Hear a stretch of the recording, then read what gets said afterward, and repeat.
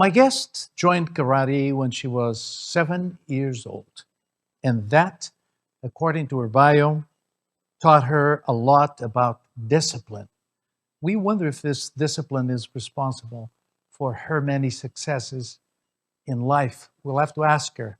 Welcome. I'm Bill Moniz, and this is Winners, a Celebration. This program is brought to you by Layuna Local 183. Layuna, feel the power.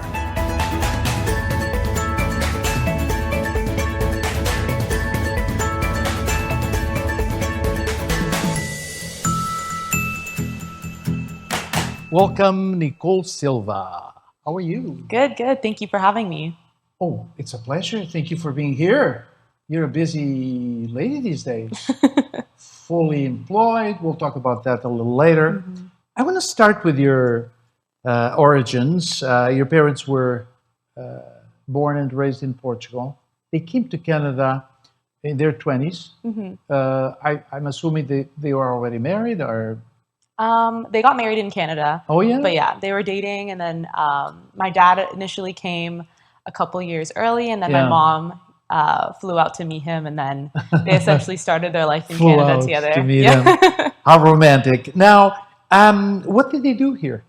My dad's in construction, Yeah? and my mom cleans houses. Okay. Like a lot of people that came from Portugal, I'm acquainted with that because I'm also Portuguese.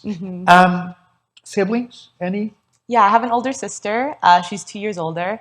She went the complete opposite route as me in terms of studying. I studied the business route. She went into the sciences. And now she's going into teacher's college, which is super exciting. Interesting. Yeah. So you sort of, between the two of you, you cover the whole spectrum. Yeah, we cover all the bases.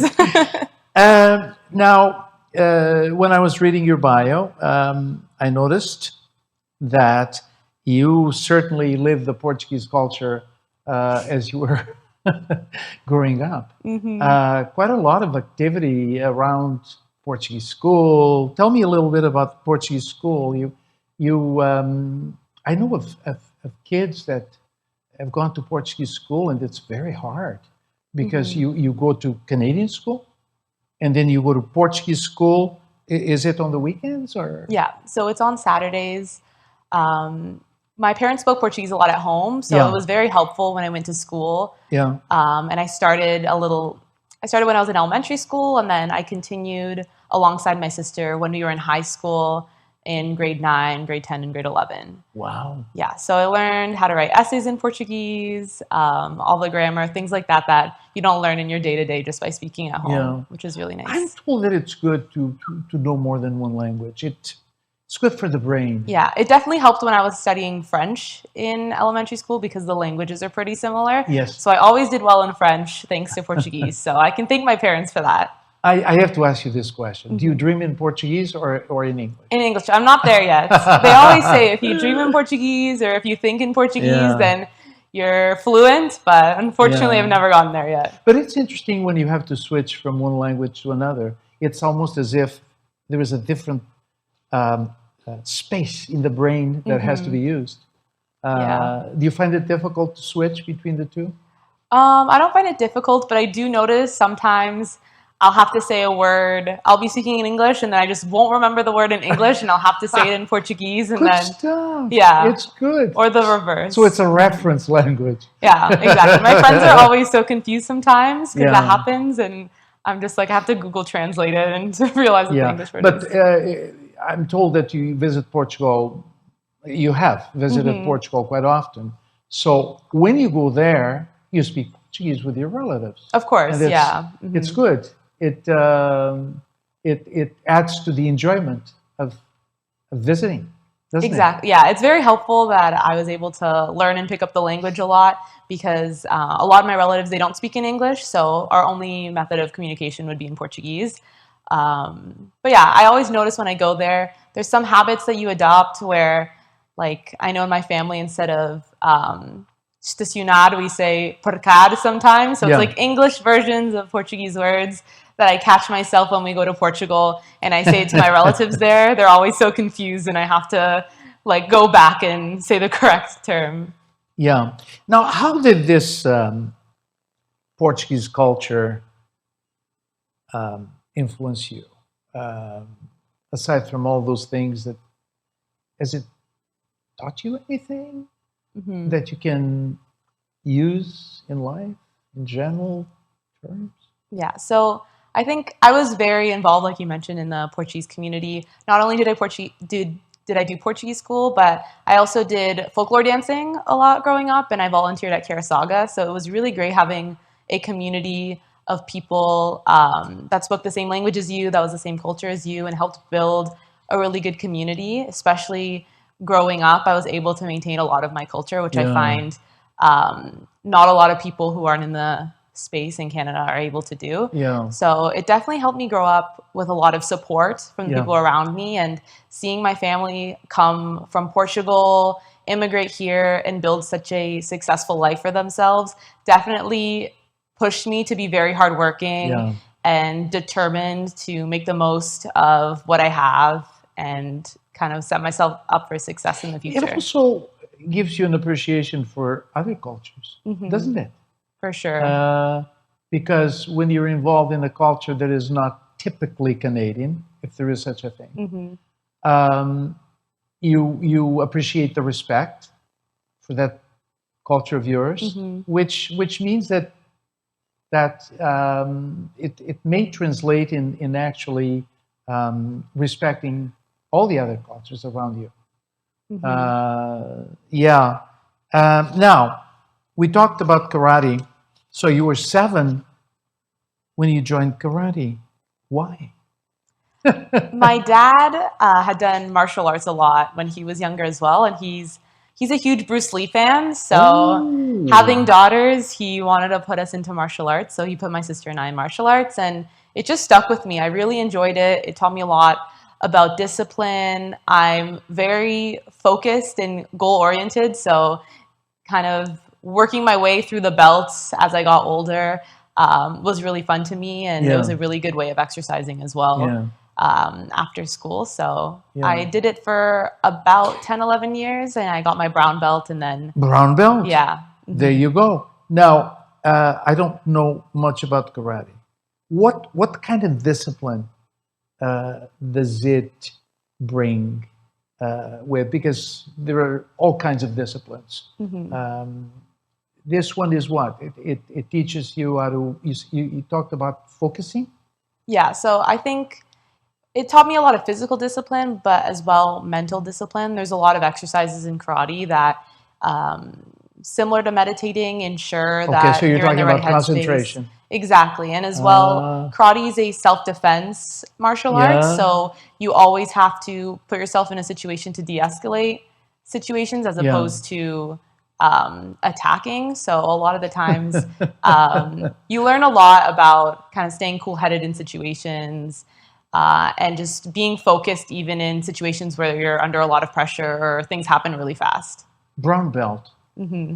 How many colors are there for these belts? I think there's 10, around 10. So brown is what? Brown is the one right before black. So, and black is the top. Yeah, black is the top. Wow. Exactly. I feel so tempted to ask you this. Did you ever have a chance to practice karate in a real situation where you had to defend yourself? Thankfully, no. I've never been put into a situation, but it definitely gave me a lot of confidence when I am out that I'm able to defend myself if I were to ever, God forbid, be put in a situation where I need to. Yeah. Very good. Now, again, growing up, an avid book reader. Now, I have to read this passage from your bio. Always had my nose in a book wherever I went. To this day, I have over 500 books in my collection. Wow. Crazy enough, I actually got this app called Goodreads recently, and I've been tallying up all the books I've read in my library and scanning them into the app. And I think I'm at 680 right now, so definitely grew a lot. What kinds of books? Is there a theme or all kinds of books dealing with all kinds of things? Yeah, I like fiction books. I just read for enjoyment. I read a couple business books and things like that, but I mostly read for enjoyment. And the genres have ranged from like horror books to adventure to fantasy. Oh yeah. Yeah, there's a but I'm not picky. I'm pretty open to reading whatever Wonderful. looks That's good. wonderful. Now, karate taught you discipline. What has reading taught That's a good question. you? I think reading has taught me how to uh, process information really quickly. I think that helped me a lot in school as well. When it came to having to read essays or do research papers, I read a lot quicker than a lot of my friends and got things a lot done a lot faster. And it also taught me the importance of having a hobby, especially now that I'm an adult and I'm working full time. I noticed that work can be very draining at times, and it's important to have a hobby that you can do independently by yourself and really recover your energy. It's relaxing for you. Exactly, yeah. It's nice to kind of Wonderful. shut your brain off and just read and put So you yourself in other started shoes. reading for enjoyment shortly after you were born? Honestly, I don't know when it happened. I just remember in elementary school I started reading. I really stuck to it, and my parents really supported me. Yeah. And they thought it was a good hobby to have. Like, there's a lot worse hobbies you could have as a kid. So Again, they really encouraged the support me. from the family, very important. Yeah, I was always, even at weddings when I was a kid, like I was always known for always bringing my book with me and just having my nose. Did you see in the book. weddings? Yeah, there'd be weddings, any events. Good for you. A passion. Yes, Bit of exactly. a passion. I used to Yeah. think I wanted to be an author growing up, but who knows? Maybe I'll revisit that down the Oh yeah. line. Oh yeah. You're still young. Now, I'd like to talk to you about your education. Elementary school, St. Julia Catholic School. I'm assuming Catholic school because your parents are Catholic, Yeah. right? And you were raised a Catholic. Yes, exactly. Yeah. Now, can I ask you this? What values were taught there for you? What did Catholic school give you? I think it taught me the importance of having a belief system in life. It helps keep you grounded, especially when it comes to times where you're going through a lot of things, or you always say, why me? Why me? So it's nice to have something that keeps you grounded and just assures you that life goes on. It's important to just be a good person, keep doing what you need to do, and karma will always come back. And if you're a good person, you'll be rewarded. Very good. High school. Now, you graduated with a specialist high skills major in arts and culture. This sounds so serious. What is this high skills major? High skills major in arts and culture. I understand arts and culture, but high skills major, what high skills? Yeah, so it's a program within high school where you have to meet a certain level of qualifications, but it really just helps set you apart going into university. And if you have a passion in this case, arts and culture, then it allows you to pursue that. We got a lot of free certifications. So I got my certificate in event planning, sound and light management. As well, they encourage you to take a co-op, which is kind of you take a block of your semester or 2 blocks of your semester working for a company or an organization that you're interested in pursuing a career in the future. So at that time, I was really interested in going and eventually becoming a lawyer. So I worked with this company called Cunningham Law as kind of a legal assistant. And I was able to do that because of the program. I'm going to ask you this because I like to know, even though I think I know. What kind of student were you in high school? Definitely a type A student.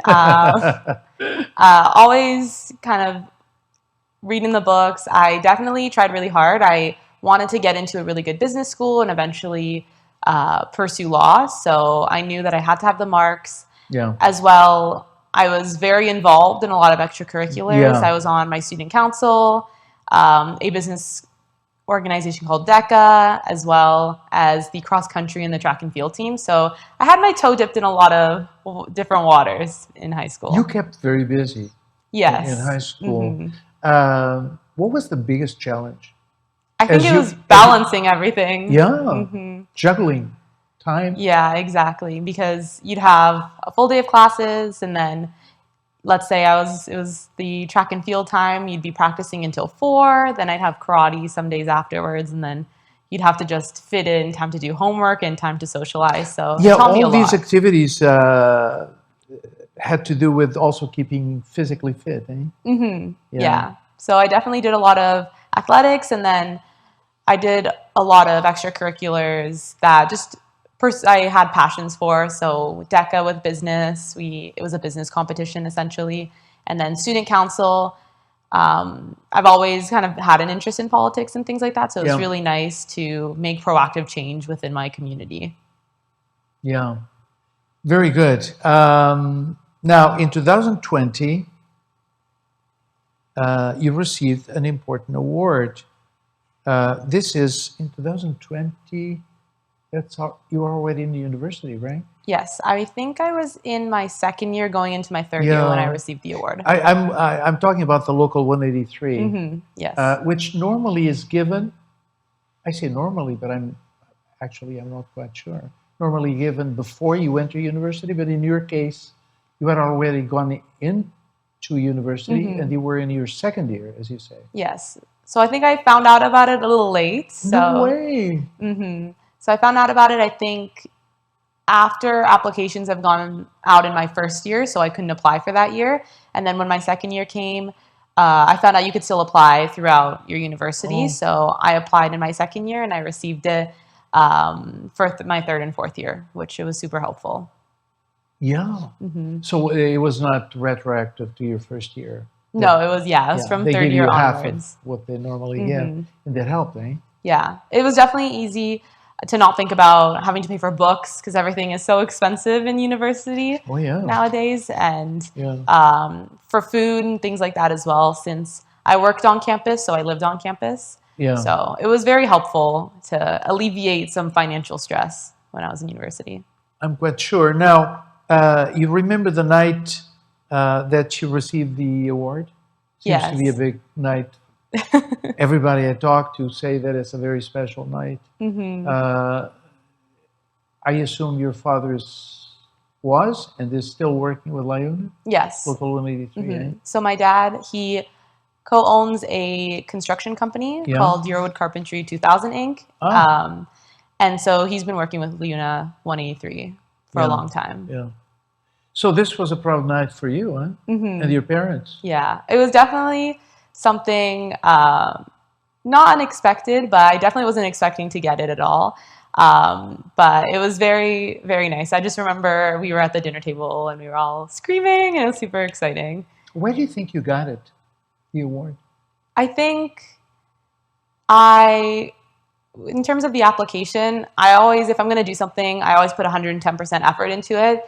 And I think that really translates when it comes to whatever I want to pursue. In this case, I knew that if I was going to apply for this award, I was going to make sure my application was the best that it could be. And I guess it definitely translated into that. So, I'm told you have to write an essay. Is that true? Yeah. You don't remember what you wrote about? I don't remember exactly, but I do. I've always enjoyed kind of writing essays and doing research and things like that. So they gave you 3 options, I believe it was. And there was just one that stuck with me. And I just remember kind of throughout the week just thinking of ideas and putting it in my notes app. And then I kind of sat down and got to writing. Well organized. Yeah. Always. I was talking about the night because we have a short clip from Christian McNeil. He's the director. Is the administrator of the awards, of the Trust Fund Awards, and we have a short clip of him talking about this particular night. Let's watch. Very fortunate that we attend numerous events throughout the year, and this is always on the calendar. This is always one of my favorite events. Just the nature of it, to see the students, to know that you're making a difference, and The scholarship is $10,000 over 4 years, so it doesn't cover the total cost of the studies, but it certainly helps and alleviates and hopefully makes they can focus on studying as opposed to the financial side of it. It's a great cause, isn't it? It is. The union is the executive board and Jack and the union local 183 and the members. They should be very proud of it, and it's quite an amazing event and ceremony. A great cause, as Chris McNeil says, makes a big difference. We continue chatting with our guest after a short pause. Stay with us. 3, 2, 1. Welcome to Go Live TV, the first intercultural IPTV station that broadcasts over 50 shows in 22 different languages. Here at Go Live TV, you can now book your event at our venue. We have green screens, multiple sets and backdrops, including a fully equipped kitchen and a news studio, a photography booth, podcast and radio station, a stage with a 9x14-foot video wall, and much more. Book our studio now. Go Live TV, the only multimedia one-stop shop, offering everything you need to take your event to the next level.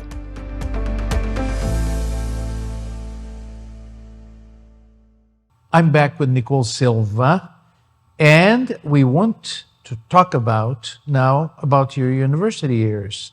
You graduated with a Bachelor of International Business Administration with distinction from, and I think I'm going to have trouble pronouncing the name of your school. Schulich. Schulich? Mm-hmm. Okay. School of Business. It's a very well-known school. Tell me about it a little more. It's quite a well-known school in Canada, is it not? Yeah, I think it's one of the top business schools in Canada, so it was definitely very hard to get into, but very rewarding. I spent my last 4 years and I did my final semester abroad on exchange, which was a part of my international degrees requirements. What makes this school so special? I think it comes to the caliber of learning that you get at the school. A lot of our professors and a lot of people at the institution come from a very diverse background and have a lot of experience in the business world. Yes, exactly. So they come with a lot of experience. We have a lot of hands-on learning. We do case studies, which kind of replicate what you would experience in the working world in real life. Yeah. So I think that really helped position me for success when I came into the workforce. And now I'm working full-time for a consulting firm downtown. So it's definitely we're going to talk about that in a little while. But international business. So not just business administration, but international. Mm-hmm. So the difference, I guess, between the programs, not only would you do a semester studying abroad, but you also have to learn a language from beginner to advanced within the program. So that's one of the requirements. Which language was that? So I really wanted to improve and kind of become more fluent in French. So I kind of took up French. And I continued studying French in university, which knowing Portuguese also continued to help a lot. So you're trilingual. Yes. I think my French nowadays not what it used to be, but I can still get by. Yeah, it's good to practice though from time to time. Maybe listen to the radio in French. Now, so you got this degree, but I noticed that your extra curricular activities continued massively throughout your university years. You were a residence advisor. What is this? So I was an RA for the first year buildings. So essentially when you come into first year and you live on campus, you have upper year students who help monitor a floor. They build the community for the floor, and they're a emotional support for a lot of the students that are there, especially with the transition coming into university. So in my first year, I had a really good experience with the RAs in my building, and I decided to be an RA from my second to my fourth year in university. Are you voted in? How do you become one? So you have to apply, and then there's this whole application process. And then afterwards, I think there's 2 rounds of interviews. One kind of with behavioral questions, and then there's a team interview to see how you work with a lot of different kind of activities. And they saw how beautiful and how engaging you are. Yeah, I think I'm like a people person, and I really knew what I wanted. I really was passionate about the job. I wanted to help other first Yeah. years incoming Yeah. kind of settle in and have a great first year experience, because that's what I had. So I guess that's why they chose You me for joined the job. the Corporate Social Responsibility Society. Is this something different from, I guess, it's different from the, In RA. yeah. So with being an RA, that was more so with the entire university. So with York University, the Corporate Social Responsibility Society, or CSRS. It's a club, right? It's a club, part of Schulich, focusing on sustainability and kind of empowering students to put sustainability at the forefront. I think nowadays a lot of businesses are becoming more socially aware and putting their impact on the environment at the forefront of their business operations, and kind of making sure that not only are they profiting, but they're also being sustainable and making sure that they give back to the world. And so it's kind of a club that brings together students who have that passion for sustainability. And when they're looking into the workforce, they look for that for our employers and empowering them. You also participated in a lot of case competitions. Case competitions. Case competitions. Yeah. What is that? So case competitions, a lot of the clubs at Schulich, they would host case competitions, which essentially you come into teams or partners, and a business sponsors the event, and they present students with a business problem. And you basically have to create a whole slideshow, present a solution to a panel of judges and employees, and then you do the financials for that solution. You kind of do the 5 or 10-year plan on how that's going to look like. And you basically act as if you are an employee presented with that problem, and you need to come with the solution for it. So it was really good to get a lot of experience, and it helped with my presentation skills as well. In your third year, you joined competitive sports team. What kind of sports? And you became a captain in your fourth year. What kind of sports team was this? A variety of sports, or one particular? Yeah, funny enough, it was actually during COVID, so it became esports. So essentially video game sports. So we got together on a team, and I've always played video games a lot growing up with some of my friends. So we just all got together and we competed in esports with a bunch of other business schools kind of around the Ontario region. And then in my next year, I had so much fun on the club, and I met so many great people that I decided to captain the team and set them up for success for the fourth year, which they ended up getting top 3, I believe, in the competition, which was great. It's interesting because you adapted to the pandemic. Yeah, for sure. Yeah, that's very interesting. Now we come to the fourth and final year of your university. You studied abroad in one of my favorite towns in Europe, Vienna. Yeah. Have you been before? Yeah. Love Vienna. It's the downtown is magical, and the music and all that stuff. How long were you there? Was it 6 months or? So I think studying, I arrived beginning of February. Yeah. And then my semester ended in May. And then I kind of stayed in Europe and traveled for the rest of the summer before I had to start full time. Yeah. Why Vienna? I've always really loved Austria. It's so beautiful. You have the Austrian Alps. You have, actually, there was a city there that they modeled the Frozen kind of castle and town after. I've heard of it. So Austria's always been super beautiful to me, and it's very central to Europe. And I really wanted to take advantage of the fact that I was in Europe to travel as much as possible and learn about different cultures. Yeah. And I had the hope that I would learn German by the end of it, but unfortunately, my German's beginner at best. So it wasn't probably long enough. Yeah, exactly. I kept on traveling so much in between classes and afterwards that didn't give me enough time to pick up the language, but every time I hear German, I can pick up on a couple words. So hey, maybe better it's than nothing. The next project for you. Exactly. You never know. Aside from your schooling experience, what did you enjoy the most about Vienna?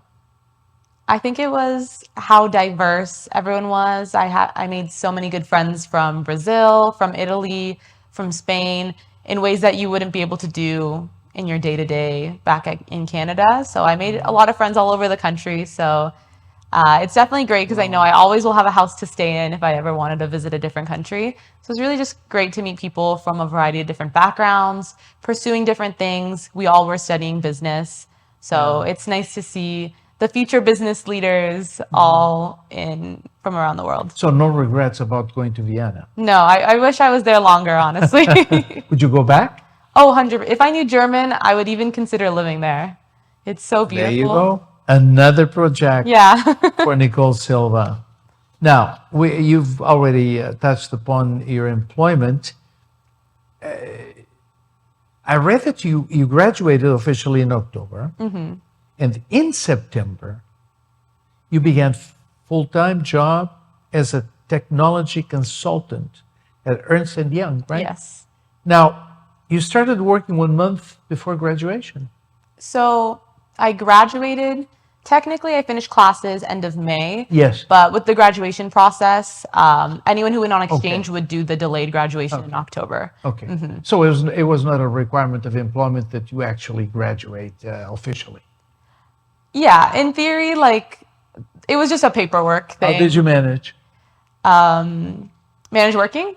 Or... How did you manage the job so quickly? Yeah. So quickly. So I actually interned for them in my third year summer, and I extended my internship from the summer into the fall. So I got a lot of experience there. I really loved the team. I really enjoyed the work that I was doing. So you were a known quantity already. Yeah, so they gave me an offer, a full-time offer after my internship with them, and I accepted that. So going into my fourth year, I kind of didn't have to stress. I knew I had a job lined up for when I graduated. Wonderful.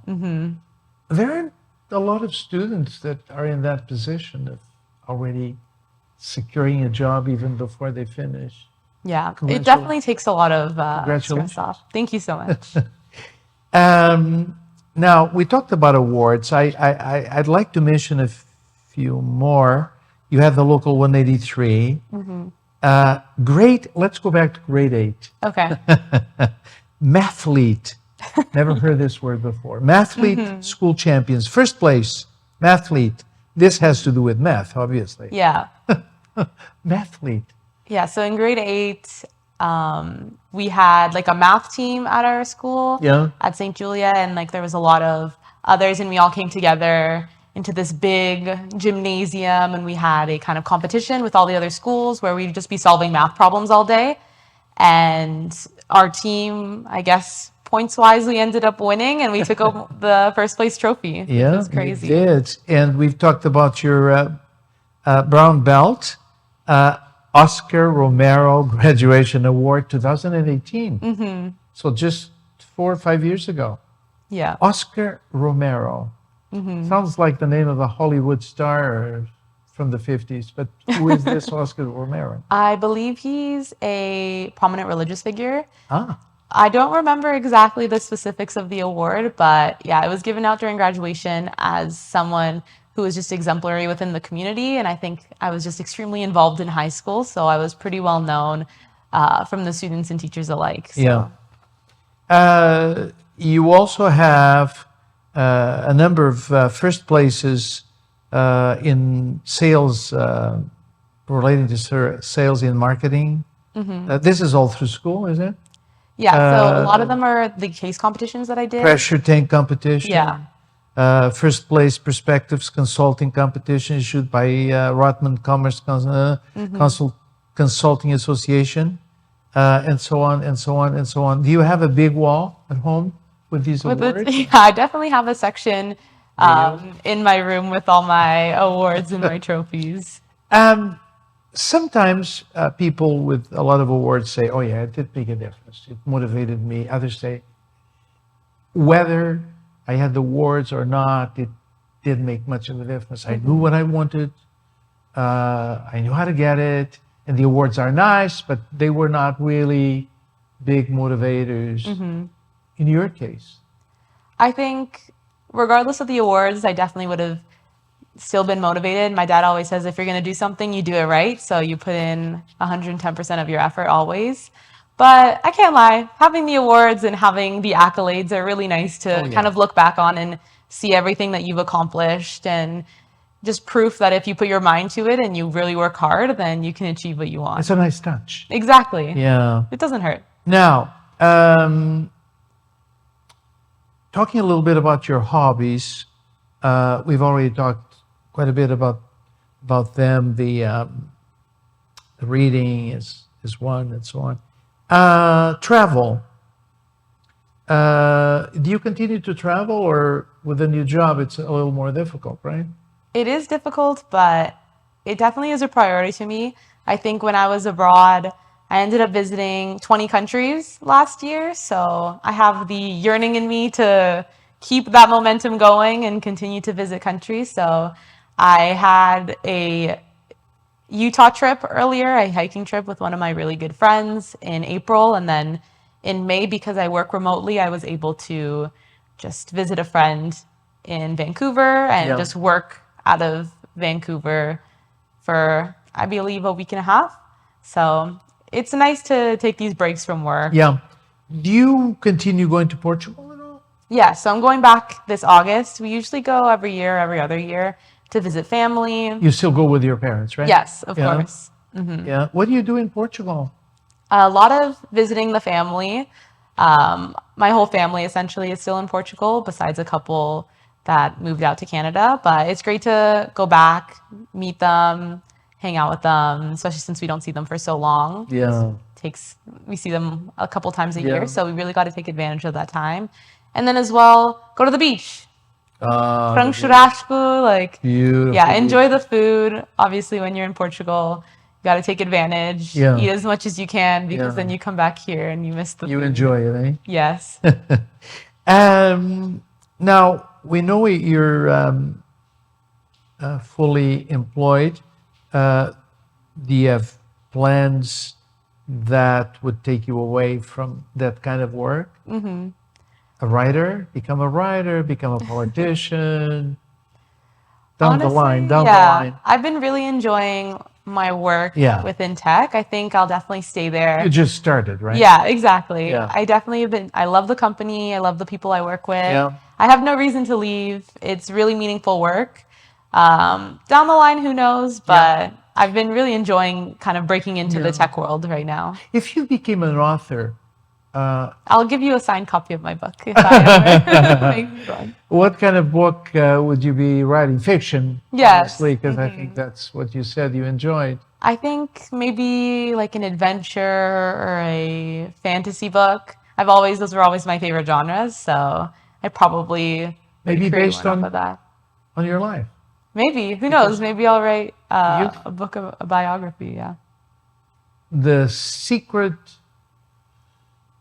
to success, according to Nicole Silva. Yeah. I gotta start writing these down. Yeah. What? Speaking of secret to success, what do you think, in your case, was your main reason for success? If you were to pick one thing. I think it would be having just amazing role models in my life. Like my mom and my dad are very, very hardworking. Growing up, seeing that's something I aspire to be. They've honestly motivated me so much, and they are my biggest supporters. So they did so much to put me in a position to be successful. So I've kind of gotten that inspiration and I've gotten that drive from them. Yeah, wonderful. It's been wonderful talking to you. And Thank you. Unfortunately, Likewise. we have to come to an end. I wish you all the success. I know you'll have all the success in the world. Thank you so much. On whatever you do. It's been a real pleasure. It's Thank been you a so pleasure much. as well. Thank you. Thank you. And thank you, audience, for being with us. Till next time. Thank you.